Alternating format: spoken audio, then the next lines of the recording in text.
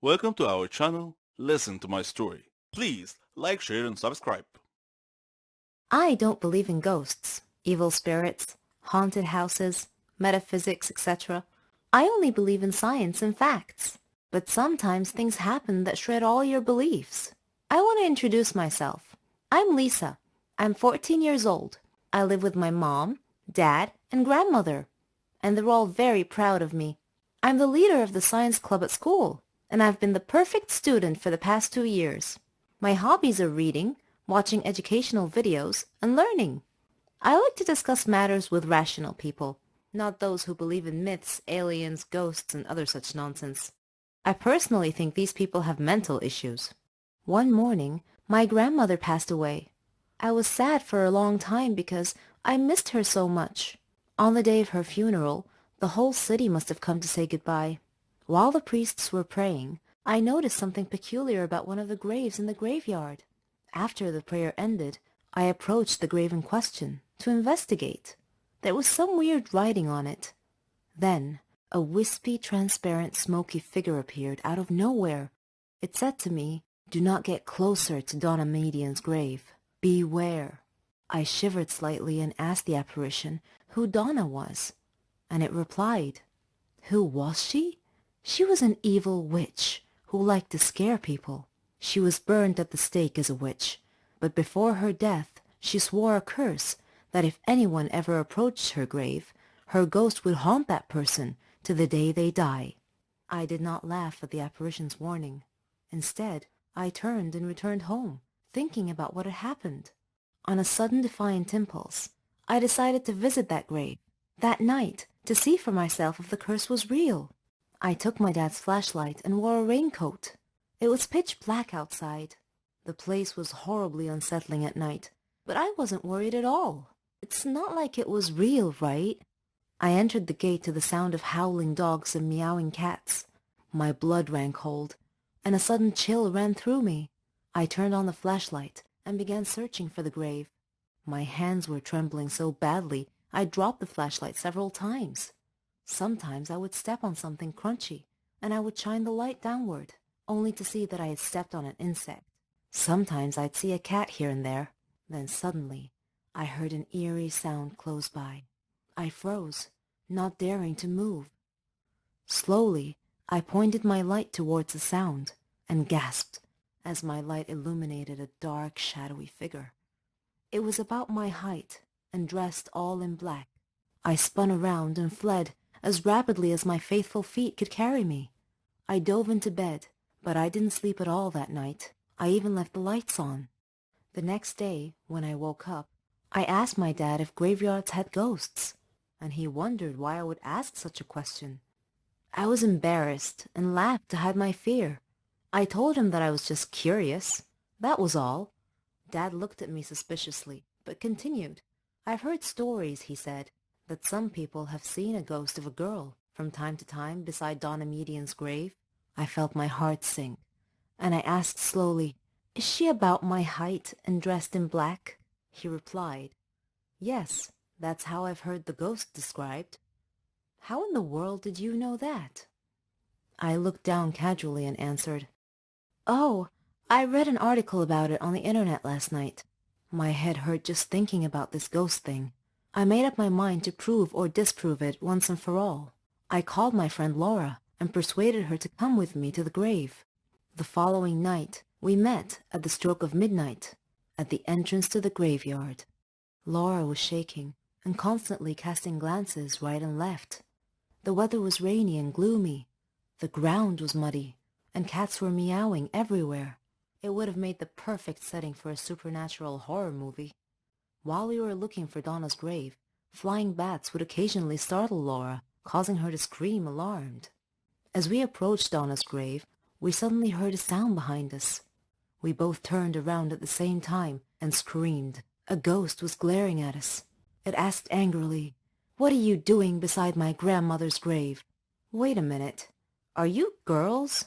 She uncovered her face, revealing that she was just a girl, and a beautiful one at that. She told us that her name was Carmen, and asked me to turn off the flashlight, 'cause it hurt her eyes. I did. Then I asked, "Who are you?" She replied, I'm the 5th grandchild of Donna Median, the poor woman in this grave, who has been wrongly accused. We both whispered back, wrongly accused? She continued saying, yes, she was a victim of the Holocaust during World War II. Afterwards, she became a simple doctor who treated people who were afflicted with epilepsy. As usual, there are always some small-minded superstitious people looking to make trouble for others. They accused her of being a witch because they considered epilepsy to be a disease caused by a demon's touch. I come here every day to put flowers on her grave. People have mistaken me for a ghost because I only come at night. I don't want people to know I'm related to someone they think to be a witch. I don't want to be shunned, scorned, or gossiped about. I try to comfort her and calm her a little by saying, don't worry, Carmen. Your grandmother's spirit may be able to rest in peace if you tell people the truth now. We live in more modern times, and there's no need to worry. I won't tell anyone about you being the ghost. It'll be our little secret. Carmen laughed. She and I became good friends after that. Ever since that day, whenever I hear someone talking about ghosts, I just look at the photo I took of Carmen and I break out laughing. I've been cursed, and it will haunt me for the rest of my life. It all began with a joke at first, but some jokes have serious consequences, and when this happens, your life becomes an uphill struggle. My name is Catherine. I'm 16 years old, and I live with my parents and my little sister Mara. I like music, acting, and watching action movies. I play baseball and practice ballet. I've even won a lot of prizes. I just had one problem.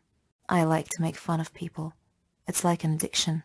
I never watched what I said, nor did I care who it hurt. The kids I picked on were actually kind and gentle, but that just encouraged me even more. My friends were exactly like me. In fact, I was their leader. We walked like we owned the school. We had a classmate named Norman. He wasn't exactly what you'd call in good shape. He was quite the opposite of fit. During class breaks, my gang and I would steal his lunchbox and throw it around each other, keeping it away from him. We watched him run trying to catch us, but he'd stop halfway. The extra weight didn't help him, and he'd quickly run out of breath. Whenever he entered the classroom, we would surprise him by throwing old, musty vegetables and fruits at him. Norman tolerated our teasing. He didn't seem to mind much. But then, one day, a joke went a bit too far. We conceived an evil plan. We told him that there was going to be a photo contest, and the person who makes the funniest pose wins. Norman was so gullible that he believed us. He actually gave it some thought. Then he posed for us. We did our best not to burst out laughing while we took pictures for him. The next day, when he came to school, Norman discovered that his photo shoot pictures had been posted all over the classroom walls, and the kids were laughing, writing comments all over the place. Norman was mortified, and he looked around at his classmates' faces. They were all laughing and pointing at him. Norman started crying, and his nose started bleeding. Then he fainted. A teacher had to call an ambulance to take him to the hospital. I certainly didn't expect that to happen.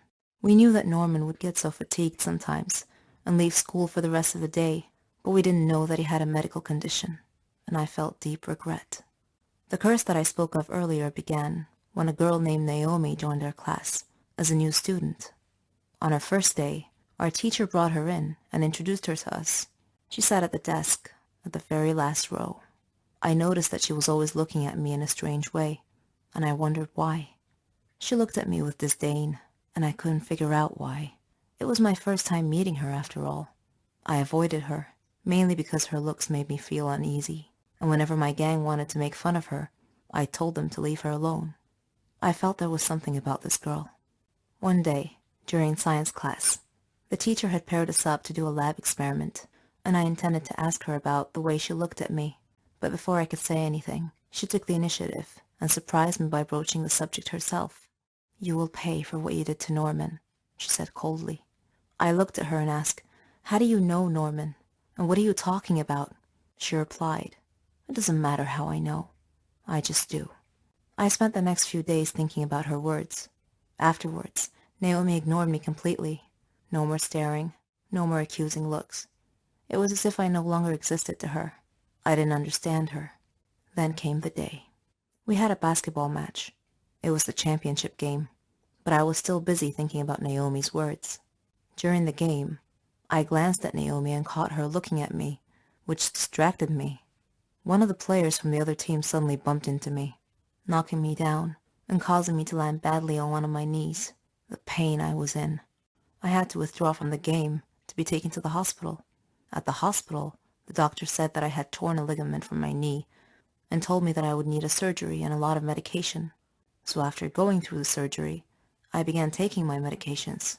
It caused me to gain weight, even though I wasn't eating very much, just vegetables and fruits. I asked the doctor about my sudden weight gain, and he told me the medications I was taking were affecting my hormonal balance, which rarely happened, but in my case, it did. He said that I would either have to endure great pain or deal with the overweight because it wasn't gonna stop. So there you have it, guys. This is the curse that Naomi cast upon me, the price I had to pay for what I did to Norman. Eventually, I got well enough to take my final exams.